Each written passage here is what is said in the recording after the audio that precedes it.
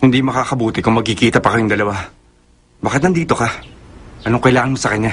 Hindi naman si Oscar ang pakay ko dito. Kundi ang pinsan niyang si Owen. Ano? Si Owen? Yes. Magiging kami rin. Ano ibig mong sabihin?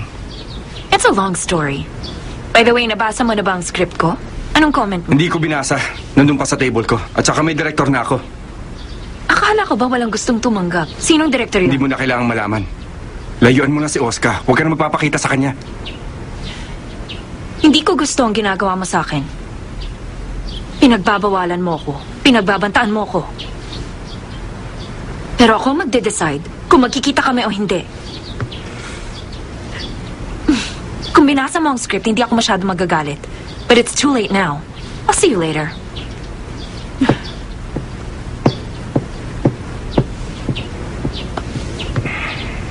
PD Park? It's Director Yoon. Hindi ba gustong-gusto mo yung isang bag ko? Ibibigay ko na sa'yo. Kailangan pa ba ng okasyon para regaluhan kita? Magkita tayo mamaya. Kaya lang, may hihingin sana akong kapalit. Impormasyon. Gusto kong malaman kung sino magdidirect ng music video ni Oscar at kung saan ito gagawin. Thank you.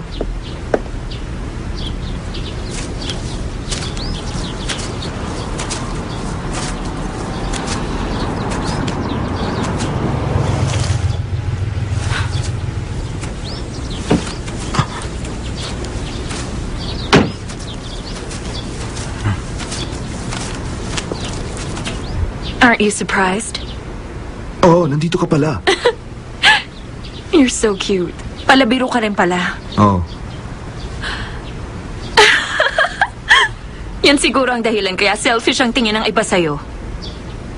Selfish? Yun ang tingin nila sa akin? Hindi mo alam yon? Background, good looks, sense of humor, pati na personality. Lahat na maganda nasa iyo na. Kaya hinahabol ka ng mga babae. Wala akong magagawa kung isinilang ako ng ganun. Hindi ba? Anong ginagawa mo dito? Nag-usap kami ni Manager Choi para sa trabaho. Nabanggit niya na malapit lang dito ang bahay mo. Kaya naisip ko na pumunta na rin dito para kumustahin ka. Busy ka ba ngayon? Wala akong trabaho. Day off ko. Oh, then that's great. Wala din akong gagawin. Day off ko. Talaga? Then have a nice day. Excuse me?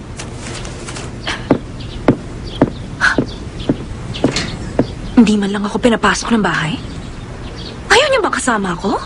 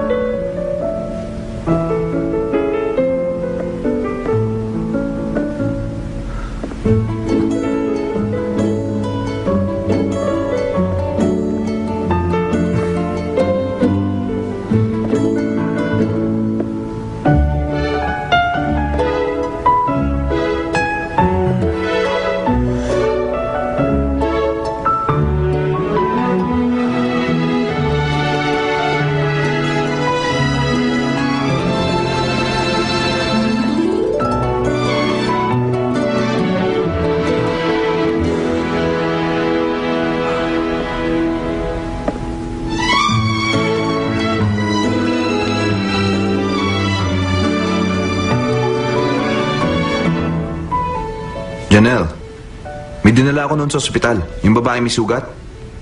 Kailangan bigyan mo ako ng resibo. Ano? Resibo? Owen, hindi ko trabaho mag-issue ng resibo. 6 years nag-aaral na medicine, 4 years residency. 10 years ako nagsika para maging doktor. Call the billing department. Sandali lang.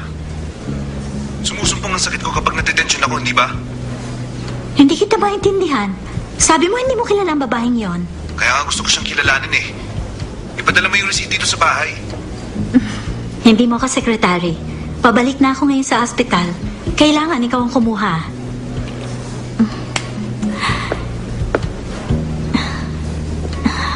In love kaya siya?